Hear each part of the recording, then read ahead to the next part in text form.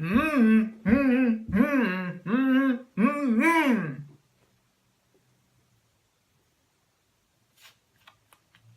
Ah! Sorry about that.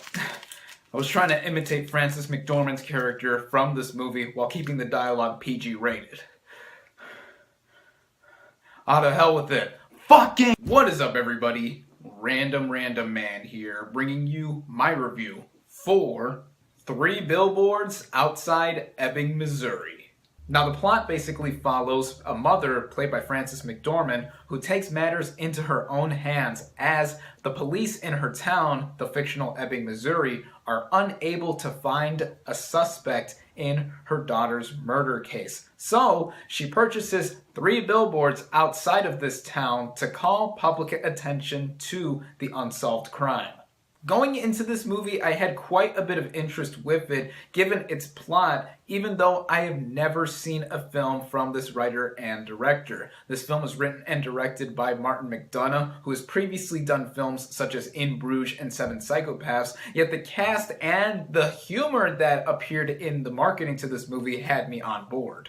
With the cast and their performances, they are all around fantastic. Frances McDormand in the lead role as this grieving mother is particularly phenomenal, as I already knew she was a great actress, but this movie backs that statement up even more, as she has an undying drive to really want to get justice served to her, to find out who raped and murdered her daughter, while being able to do some unconventional measures to try and get the public to know how incompetent the police are in her town.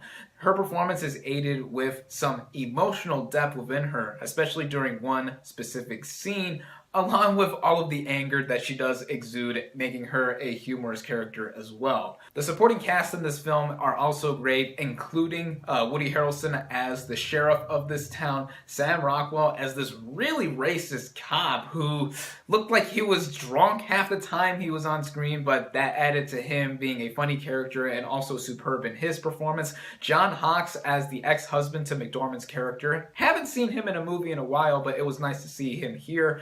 We have Peter Dinklage as another cool character. Lucas Hedges, who is Frances McDormand's Moonrise Kingdom co-star, as her son. We have a bunch of other people in this film too, but the performances all around, especially McDormand's lead performance, are excellent. The writing in this film, and by extension direction by Martin McDonagh, was pretty interesting to say play out, but it was simply superb. From the get-go, we do see McDormand's character purchase these 3 eponymous billboards outside Ebbing, Missouri, to call attention to how her daughter's murder case has not been solved yet, and the police really have not been doing much about it. Early in the movie, it has a pretty light-hearted tone, I would say, because there is quite a bit of comedy in this movie. Dark humor, actually. This is a black comedy, I would say, in the first half. But as the movie slowly progresses, the humor dies down, and it gets really serious at points to be a hard-hitting drama. That is what surprised me about this movie in particular, as from the trailers, it looked like it was going to be much funnier than it actually was. Granted, this movie is funny throughout, even with little sprinkling moments of humor in between, but this movie is mainly a drama at its core, with a lot of the potent emotional moments hitting home with effective nature, especially this one sequence that involves Woody Harrelson's character, and the stuff that he's saying in between really did get to me. I should have known that this movie was a drama at its core anyway, as this film is currently nominated for 6 Golden Globes, and the Best Picture category that it's nominated under is a drama. Funny enough, I would actually also describe this movie as being similar in tone and setting to Fargo. I'm not just saying this because Frances McDormand is also in the lead role of that film, but the atmosphere and the aura of this movie felt like something that the Coen brothers would make. I would also simply describe this film as being angry at its core too, as a lot of these characters really have bad attitudes towards one another. There is the idea of hope displayed in this movie, even if specific characters have varying amounts of hope. The movie even effectively subverted some of my expectations, as I didn't necessarily know where this movie was going throughout, as It certainly kept me on my toes, very much had me entertained throughout the film, whether I was laughing at some of the darker comedic moments, invested in some of the more serious aspects, and going back to the comedy briefly, some of it was even cringeworthy. I was not sure whether I was supposed to laugh at certain things or not. Had me chuckling here and there, but whoa. Some awkward moments here and there, but that's exactly the tone that McDonough wanted to create. With this movie looking like it was made on a smaller indie type budget,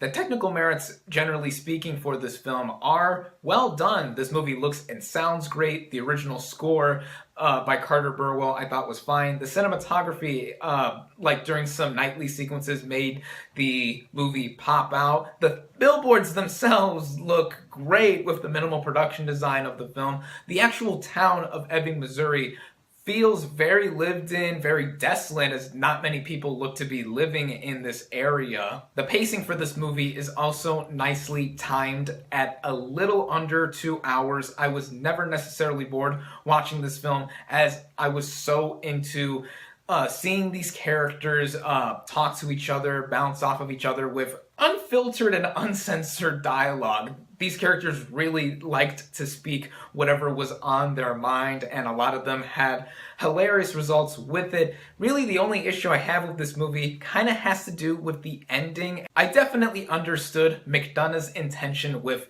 ending the movie the way he concluded it, but I wish the movie was less open-ended than it was, especially considering the kind of story that this movie was trying to tell. But this in no way stopped me from loving Three Billboards any less, as I think it is a terrific film. I am very much interested in looking into McDonough's past work after seeing this film. This movie is one of the most well-acted, well-written, and well-directed films I have seen all year. It is one of my favorite movies of 2017. I highly recommend it. My final verdict for Three Billboards Outside Ebbing, Missouri is 4.5 out of 5 stars. Thank you all, as always, for watching. Be sure to like this video, comment on what you thought of Three Billboards Outside Ebbing, Missouri. Social media links in the description. Subscribe to my channel for more, and I'll catch you on the next movie review.